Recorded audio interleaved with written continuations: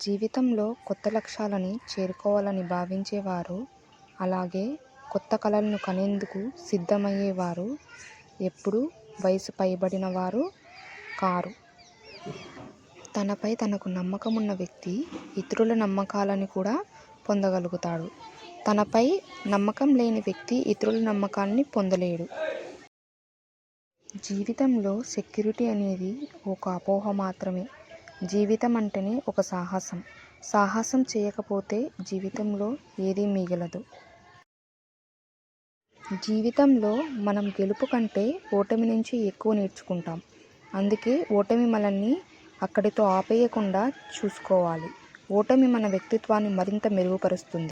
నిరాశవాది తనకు ఎదురయ్యే ప్రతి అవకాశంలో ఉన్న ఇబ్బందిని గురించి ఆలోచిస్తాడు. కానీ ఆశవాది తనకు ఎదురయ్యే ఇబ్బందులను అవకాశాలను వెతుక్కుంటుంటాడు.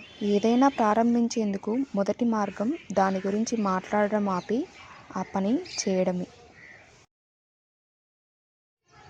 గతం గురించి ఎప్పటికీ గుర్తించుకోకండి. అలాగే రేపటి కోసం ఎప్పుడూ కలలు కనకండి.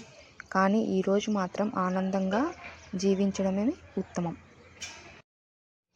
జీవితంలో మనం సాధించగలిగే సక్సెస్ ఒకటే, అది మన జీవితాలని మనకు నచ్చినట్లుగా జీవించగలగడమే. మన జీవితం అనేది ఒక ప్రయోగశాల లాంటిది.